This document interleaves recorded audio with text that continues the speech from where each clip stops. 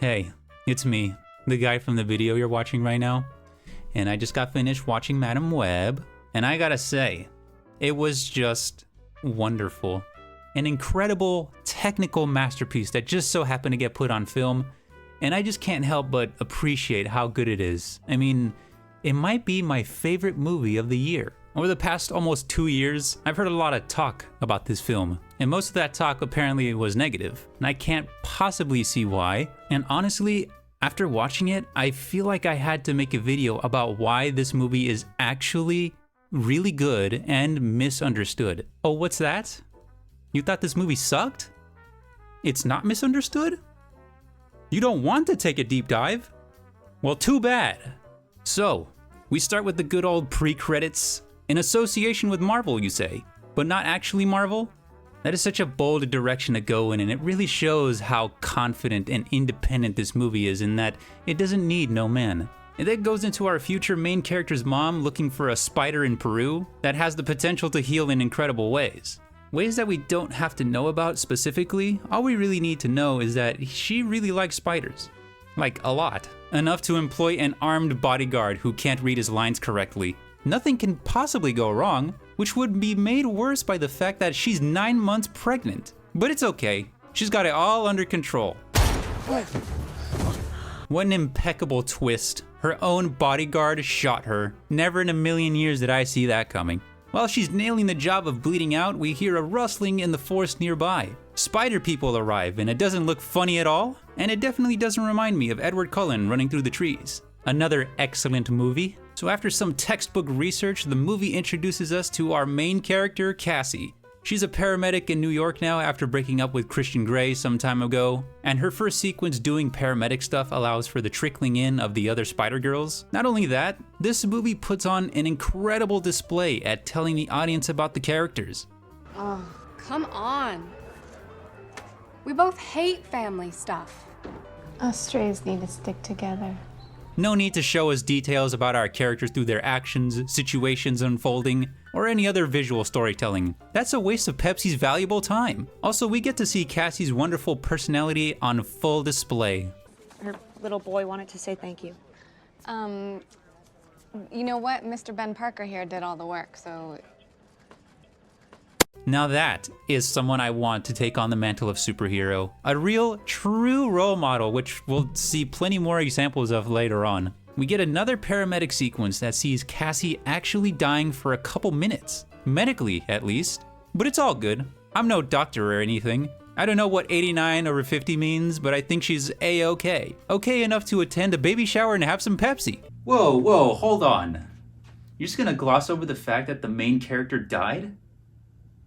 Who are you? I'm your inner frat boy. I didn't know I had an inner frat boy. Yeah, everyone does. Also, I didn't see a keg on the way in here. You might want to fix that.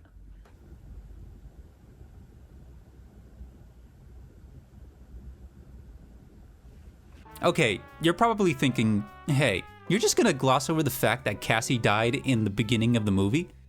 And to that I say, yes. Why would I spend more time on this topic than I need to, when the movie doesn't spend more time on it than it needs to? You really should recalibrate your enthusiasm and direct it towards someone who isn't a certified dumbass. Oh wow, you really said recalibrate your enthusiasm, huh? You just have to let everyone know you watched Andor. I made a video about it. Yeah, we know, dude. We all know that you're a Disney shill and love everything and anything Star Wars related. But I dedicated a 3-minute segment to shitting on all of Disney's Star Wars projects. What's next? You're gonna glaze the MCU no cap for real on God? I said Ironheart was ass. Can't believe you, man. What happened to the party animal I always knew? I never was one. Nah. Remember that time that you,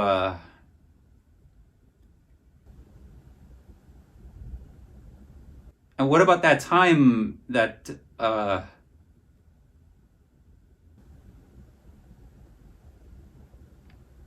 you know, like that other time that,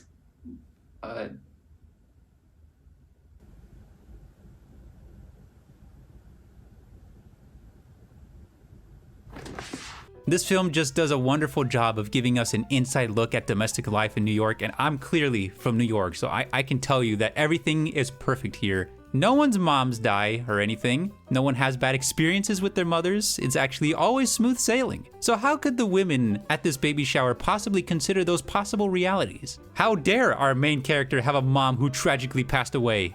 The nerve. This baby shower gets interrupted when the paramedics on call are called to answer a call about a fire? Well, alright.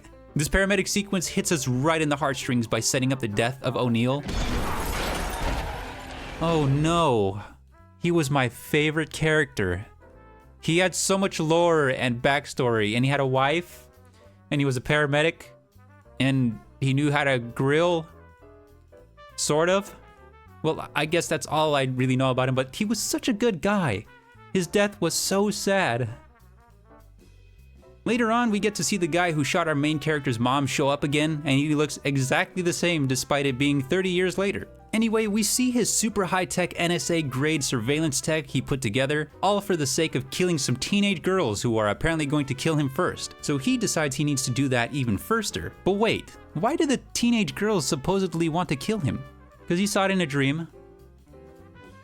Everybody knows those are real.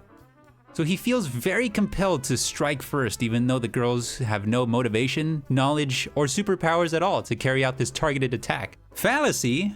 What's that? He doesn't have time for big words, even though fallacy has less letters in it than the word cheeseburger. He's got things to do. His supercomputer is able to track the teenage girls coming together at a train, and he speaks on it for a second. What are the odds of them all being in the same place at the same time? It's not a coincidence. And he's right. The girls happening to come together at the same train at the same time is totally not a coincidence at all, and here's why. So Cassie takes the exact same train that the girls are on and starts seeing the future and stuff. New York City's a whole new level of crazy these days. Hey, thanks for the heads up, man. NYC has never been like that before. It's good to know. Whoa, whoa, whoa, whoa, whoa. What? Why is Cassie on a train now? Where the hell is she going? Well, you see, her friend O'Neill, the lead paramedic or whatever, he died, remember? Yeah. And his funeral was that day. And she took the train to said funeral. Even Ben Parker called her about it when she was at home. Oh, I remember. You know, in a movie that makes the characters tell us everything that they're thinking, what they're gonna do, and what their backstory is, you'd think they do the same thing for that, you know? So, how do you know she took the train to go to the funeral? She never made it clear that's why she left. Actually, she made it clear she didn't want to go. She even ignored Ben Parker's call, remember?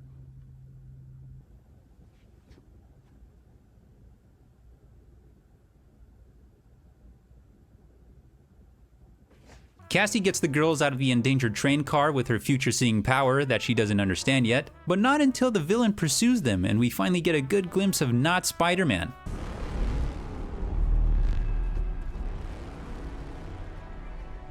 So he can shoot webs, right? That man is trying to kill you. I don't know. Come on. I'm sure there's a reason he's sitting there. The police show up and slow Spider Guy down just enough for the girls to get away. Cassie steals a taxi out of nowhere, which is just inspirational. They drive out of the city into a forest and try to figure out Spider Guy and his motives. It was like a spider person. You know, in our world, in IRL, we have Spider-Man as a huge part of our pop culture. Comic books, movies, children's birthday parties. So when we see someone crawl and dress like him, we think, oh, that's very Spider-like. But in this world, with no Spider-Mans, I'd probably think that that guy is crawling like a demon from The Conjuring. But she needs to say that. That way Cassie, who just so happens to have a mom who researched spiders in the past, can go and see if there's some sort of information on a guy in some tights crawling on a ceiling. You see, this is a textbook example of a contrivance? Well, that's a little mean. Let's call it something a little nicer. A necessity. And your mom sits on the board at the Met, and you summer in the Hamptons next to Martha Stewart. So sad about Martha Stewart. Wait, what happened to Martha Stewart? Martha Stewart 2003. Oh my God. I still can't believe the Seahawks didn't run the ball. So the girls are instructed by Cassie to stay put, which is asking way too much out of their poor, young, impatient souls.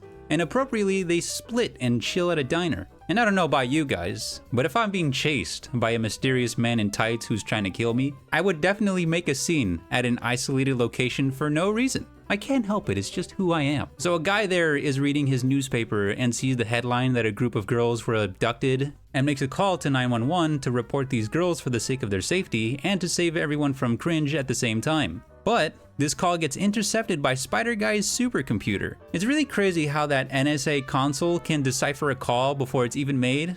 I mean, this call would probably take like 30 seconds max so that he doesn't alert the girls and spook them out of the place. He'd have to talk quickly and quietly, so to immediately know what the call is about as soon as it's made to avoid all of that mess, it is such a job well done in showing how competent our main villain is.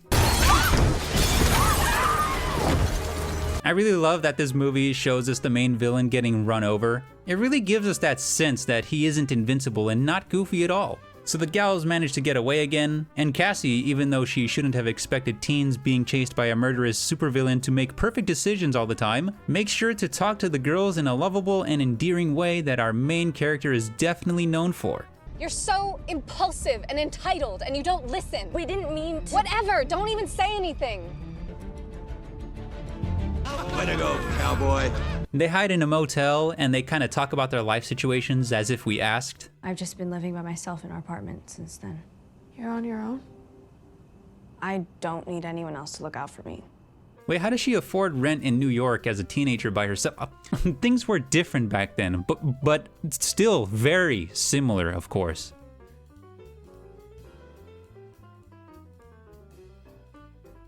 Cassie tells the girls that she found out her mom is actually connected to Spider Guy and did research in Peru. So she leaves them with Ben by driving away in the taxi, which was stolen by the way. And Spider Guy doesn't know that they got away in a taxi despite being hit by it. And he doesn't tell his spy tech lady to track taxis going in routes they don't usually take, or if they look very damaged, because this movie needs to add suspense. And for that to be built, the characters need to set up their defenses and their plans of attack and their plans of going across the world to Peru, which would take lots of days. Enough days to amount to weeks, which would be enough of a time frame for the girls to be caught. Also, Cassie just happens to know the exact place she needs to go and finds the exact guy who delivered her as a baby, but I'm sure that was in the research notes somewhere. I don't know. I gave up my ability to pay attention and read so I can scroll TikTok all day. But none of that matters, because we get to one of the most heartfelt moments of the entire movie when the guy who delivered Cassie as a baby drops this iconic line. And when you take on the responsibility, great power will come. Oh, and I love these seizure-inducing sequences.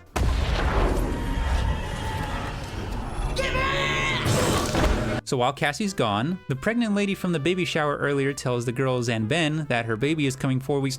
Wait, hold on. Ben. I forgot to mention his last name is Parker. Ben Parker. Like Uncle Ben and Peter Parker.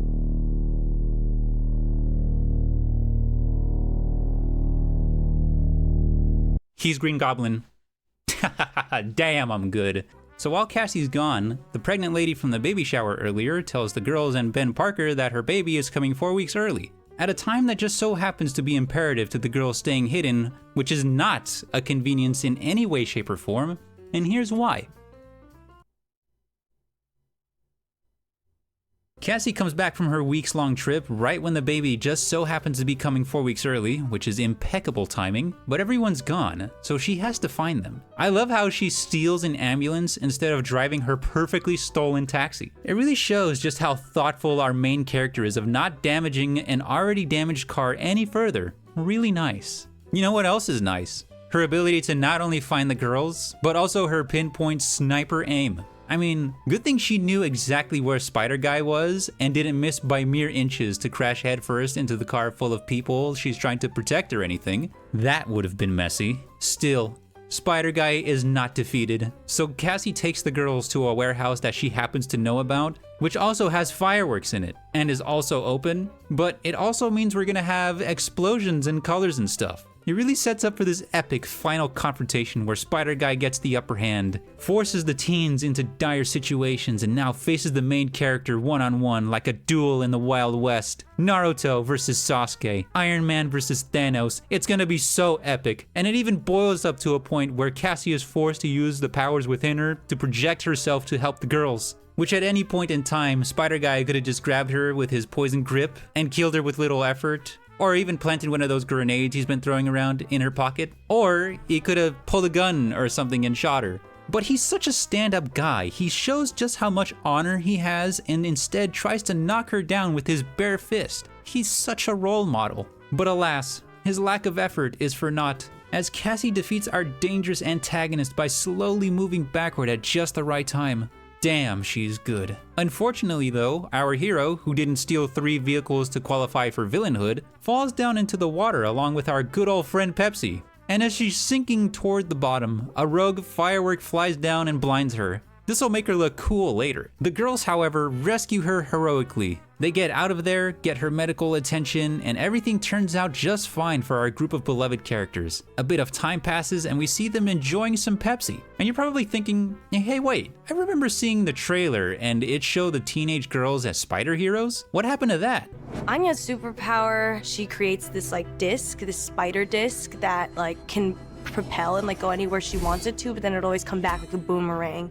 And it's got like these like legs on it that are really spiky. Well, they only put that in so they can give people a glimpse of the future, which sees a cinematic universe unraveling in the future. Oh, that's misleading and disingenuous? Well, don't look at me. I didn't make this movie. I'm just some random jackass on the internet. Also, Cassie's like Professor X now or something. She's got these very stylish glasses. She's blind now, and also she suddenly can't walk anymore, which I don't remember at all how that happened. She kind of just fell in the water. Oh, of course. How could I be so dumb? Everybody knows that when you fall ass first into the water, it paralyzes you from the waist down. Why didn't I realize that sooner? So now we have our Avengers. We have our Justice League. We have our X-Men. Ready to make more movies in the future. Even though now is technically the future, because this movie came out 1.5 years ago, which means we would have gotten an announcement for the next installment of the Madame Web Cinematic Universe, or something like that. Like a trailer or something, or anything. I'm sure they're working on it. You gotta take your time to make something good, right? Anyway, that being said, man, what a movie. What an experience. It's just absolutely perfect in every way. Although, I did have a lot of questions. Like, how did Cassie travel to Peru despite being pursued by the police for allegedly kidnapping? How did she not get found when driving a stolen taxi? How did she not get pulled over when driving a stolen taxi with intentionally removed license plates? Why is there so much Pepsi? Why does Spider-Guy's future power stop working near the end? Why did he stop having future visions, which would have helped him defeat Cassie? Why didn't he bring a pistol to cap the girls? Why did Spider-Guy's poison not go into Cassie while he was holding her down in this shot? Is that actually Peter Parker? But like I said, none of that matters. Why ask questions when you can just turn your brain off and enjoy this incredible movie that will be remembered for years to come? Sometimes you just gotta relax, you know? Aside from that, it was a true cinematic experience seeing this in my apartment 1.5 years after this movie came out. I felt so many emotions, so many feelings, and another synonym for emotion. It even brought up a past memory of mine, back to when I was bitten by a spider as a 6-year-old at 4 a.m. And after watching this movie, it really inspired me to try and see if I had powers. To see if I had it in me to be a spider guy. Just like Cassie, and Anya, and Sydney Sweeney, and Franklin. Despite them not showing spider powers of any kind at any point in the movie, I just had to see for myself.